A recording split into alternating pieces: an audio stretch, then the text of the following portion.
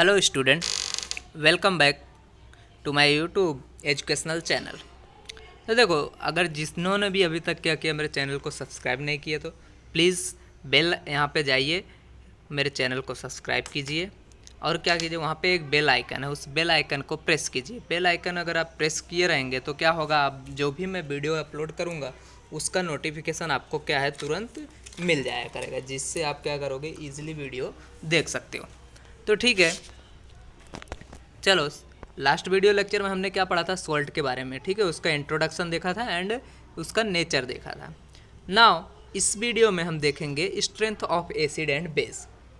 तो देखो, strength of acid and base can be estimated using universal indicator.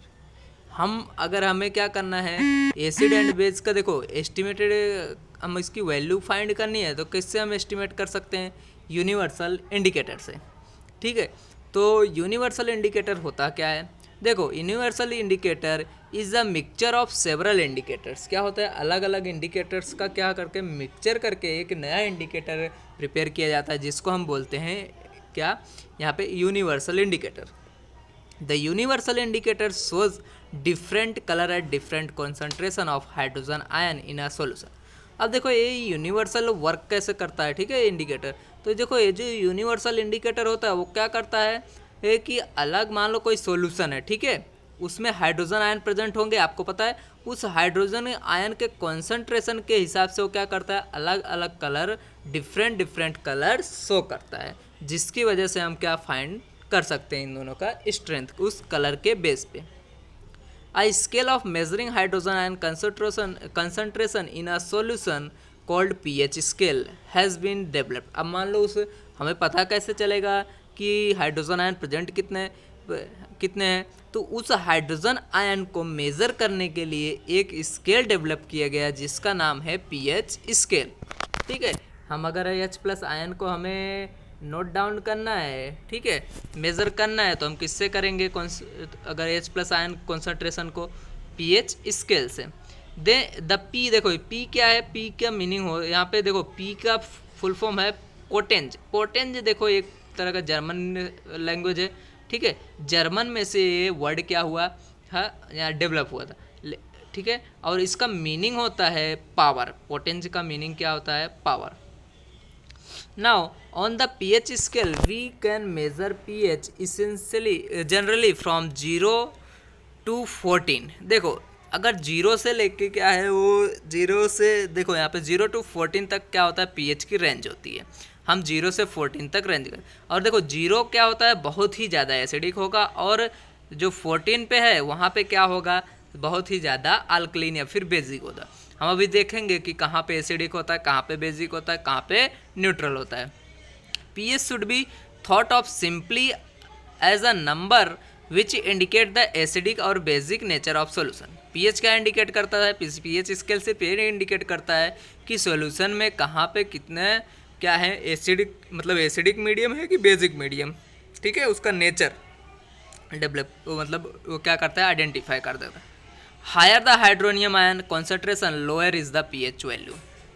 क्या होगा, देखो अगर हाइड्रोनियम आयन, देखो क्या होगा, अगर ज़्यादा है तो क्या होगा, पीएच वैल्यू कम होगी, ठीक है, क्योंकि हम क्या कर रहे हैं, हाइड्रोजन आयन के ऊपर से यहाँ पे बता कर रहे हैं। The pH of a neutral solution is 7। Okay, value less than 7। देखो यहाँ पे मैंने बोला 0 से 7 तक होता है, ठीक है, पीएच। अब 0 से अगर हम कहाँ जाते हैं, 7, देखो अगर एग्जैक्ट 7 पे हम चले गए तो ये हमारा होता है न्यूट्रल नेचर होता है किसी भी सब्सटेंस का। अब 0 से लेके और 7 के बीच में अगर आ गया तो वो होगा तुम्हारा एसिडिक, ठीक है। एंड अब जी यहाँ पे 14 भी था, अब 7 से ज़्यादा और 14, देखो 7 एंड 14 के बीच में 7 नहीं होना चाहिए, 7 and between the 7 and 14 it is a basic nature, ठीक है। अगर पीएच क्या आ रहा है आपका 7 to 14 बिटवीन में आ रहा है तो आपका क्या होगा, वो बेसिक सब्सटेंस होगा या फिर बेसिक नेचर वाला सब्सटेंस होगा, ठीक है, यही दिया है। The pH of a neutral solution is 7, value less than 7 on the pH scale represent an acidic solution. As the pH value increase from 7 to 14 it represent the OH ion concentration in the, मतलब OH ion concentration क्या होगा, ज़्यादा होगा उसमें, ठीक है। Increase in the strength of alkali. अब अगर क्या होगा, ओ एच आयन वहाँ पे ज़्यादा होगा तो क्या होगा, अल्कली या फिर बेसिक सॉल्यूशन का स्ट्रेंथ बढ़ेगा। मीन्स क्या होता है, देखो हाइड्रोजन आयन, देखो अगर मान लो यहाँ पे 0 है तो हाइड्रोजन आयन सबसे मैक्सिमम होता है, सबसे ज़्यादा एसिडिक होता है 0 से, ठीक है, 0 के आसपास। अब जैसे जैसे 14 पे पहुँचता है, देखो 7 पहुँचता है, यहाँ 7 के पहले पूरा का पूरा एसिडिक क्या होता है यहाँ पे धीरे धीरे कम हो जाए, जैसे 7 पहुँचेगा और न्यूट्रल बन जाएगा। फिर किसका है यहाँ पे ओ एच माइनस यहाँ से बढ़ना शुरू होता है, ठीक है, यहाँ पे H प्लस मैक्सिमम होता है और इसमें ओ एच माइनस इंक्रीज होता है।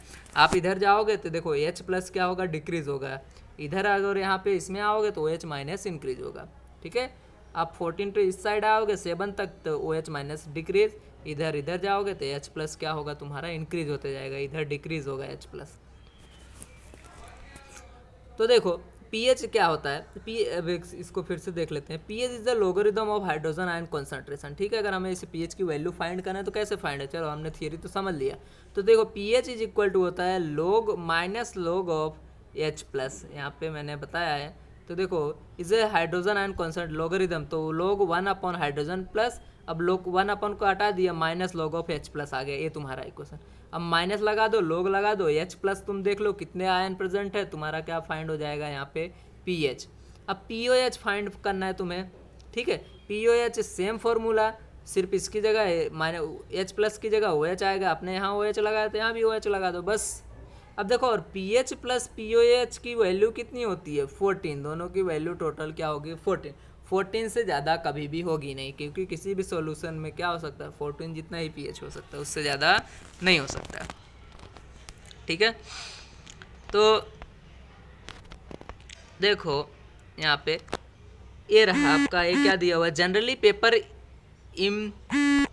Impregnated with the universal indicator is used for measuring. देखो यहाँ पे तुम्हारा क्या दिया है, एक इंडिकेटर दिया हुआ है जहाँ से हम H प्लस आयन देखो, एंड यहाँ पे आप बता सकते हो। देखो H प्लस आयन क्या हो रहा है, यहाँ से डिक्रीज हो रहा है, मैक्सिमम कहाँ है 0 पे, ठीक है।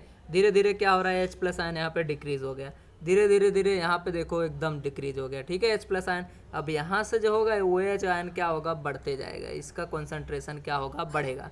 अगर आप इधर से इधर जा रहे हो तो क्या होगा, H प्लस आयन क्या होगा, डिक्रीज होगा, ठीक है। आप इधर से इधर आ रहे हो तो H प्लस आयन क्या होगा तुम्हारा, इंक्रीज होगा। अब OH की बात कर लेते हैं, तो इधर जाओगे तो OH क्या होगा, इंक्रीज, इधर आओगे तो OH डिक्रीज, ओके। तो देखो अब हमें यहाँ पे 7 पे तुम्हारा न्यूट्रल है, इधर क्या होगा, एसिडिक मीडियम इधर इंक्रीज होगा, इधर से इधर आओगे, इधर से इधर जाओगे तो क्या होगा, बेसिक नेचर तुम्हारा इंक्रीज होते जाएगा, ठीक है। एकदम क्लियर लिखा हुआ है, देखो एसिडिक नेचर यही दिया है, बेसिक नेचर इस साइड इंक्रीज होगा, H प्लस इस साइड इंक्रीज होगा, एंड H माइनस इस साइड क्या होगा, डिक्रीज होगा यहाँ से, ठीक है। यहाँ पे तो क्या होगा, स्टेबल होगा, दोनों एकदम, जितना H प्लस है उतना OH माइनस होगा, दोनों क्या होगा, इक्वल होगा, ठीक है। तो अब देखो variation of pH with a change in concentration of H plus and OH minus ion, ये तुम्हारा इसका ग्राफ दिया। अब देखो pH of some common substance shown on the pH paper, देखो pH पेपर होता है जिसमें क्या होता है कि अलग अलग हम कलर के हिसाब से क्या कर सकते हैं, उसका pH डिफाइन कर सकते हैं। तो देखो यहाँ पे क्या हो, गैस्ट्रिस जूस है तो उसका pH कितना होता है, 1.2, लेमन जूस का 2.2, प्योर वाटर का 7.4, मिल्क ऑफ मैग्नीशिया का 10 होता है। इसी तरह सोडियम हाइड्रोक्साइड का क्या होता है, क्योंकि वो बेस है तो सोडियम हाइड्रोक्साइड, और क्या है ये तुम्हारा स्ट्रॉन्ग बेस है, मतलब हायर होगा तो ये तो 14 के आसपास होता है, ठीक है, इसका pH वैल्यू।